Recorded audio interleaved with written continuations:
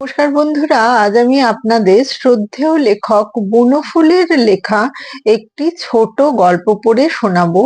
গল্পটির নাম স্বাধীনতা। স্বাধীনতা মানে কি? পণ্ডিত মশাই জিজ্ঞাসা করলেন সুবলকে। সুবল উত্তর দিলে, নিজের অধীনতা। নিজের অধীনতা বলতে কি বোঝো তুমি? ঈষৎ মাথা চুলকে সুবল বললে, মানে নিজে আমি যা খুশি করব তারই অধিকার। তোমার নিজের যদি খুশি হয় চুরি করব, ডাকাতি করব, মাস্টার ঠ্যাঙাবো, পড়াশুনো করব না, সকলের অবাধ্য হব, তাহলে এইসব করবার অধিকার তোমাকে দেওয়ার নামই স্বাধীনতা? না স্যার। তাহলে? সুবল চুপ করে রইল। পণ্ডিত মশাই একে একে সব ছেলেকেই জিজ্ঞাসা করলেন। কেউ সদুত্তর দিতে পারলে না। সুবলই ক্লাসের মধ্যে সবচেয়ে ভালো ছেলে, সেই যখন পারলে না তখন আর কে পারবে?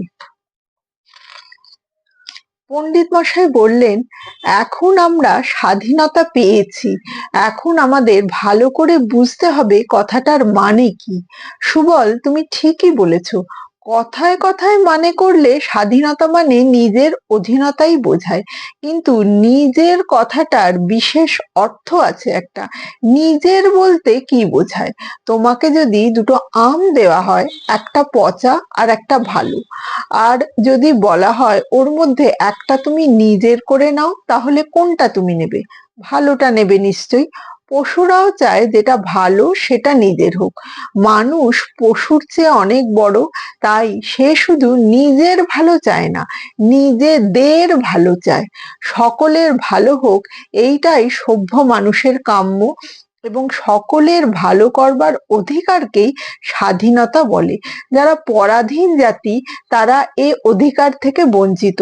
তারা সাহস করে একটা ভালো কথা পর্যন্ত বলতে পারে না, যদি সেটা শাসক জাতির স্বার্থ বিরোধী হয়।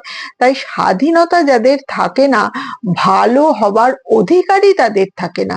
কারণ সকলের ভালো হোক, কোনো বিদেশি শাসক সম্প্রদায়ের এ অভিপ্রায় কখনো থাকতে পারে না। দেশের ভালো হোক, দশের ভালো হোক, সকলের ভালো হোক, এই হলো স্বাধীনতার লক্ষণ। যখন তোমরা আর একটু বড় হবে তখন বুঝতে পারবে আমাদের সকলের মধ্যেই ভগবান আছেন। স মানে ভগবান। তাই স্বাধীনতা মানে ভগবানের অধীনতা, যা মঙ্গলময় তারই অধীনতা।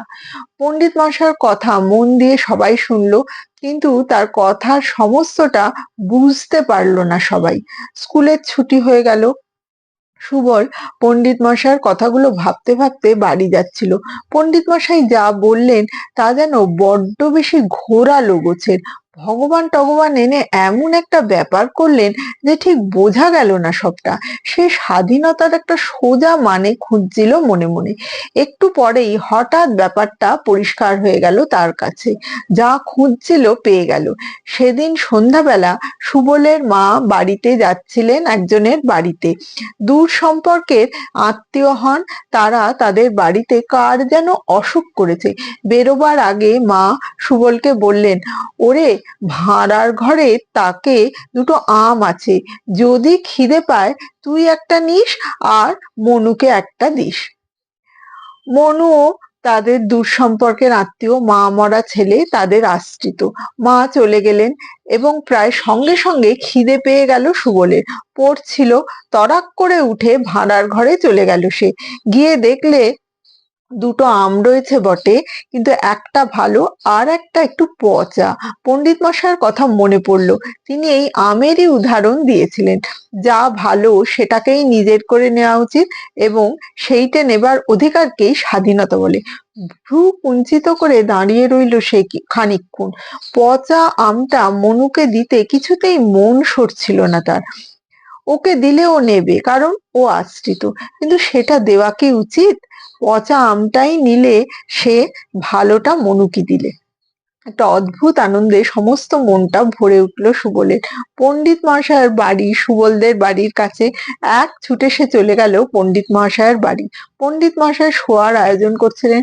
পণ্ডিত মহাশয় স্বাধীনতার আর একটা মানে আমি খুঁজে পেয়েছি, যা করলে সত্যিকারের আনন্দ পাওয়া যায় তাই করবার অধিকারকে স্বাধীনতা বলে। সুবলের মুখ উদ্ভাসিত। পণ্ডিত মশাই হেসে বললেন, ঠিক বলেছ।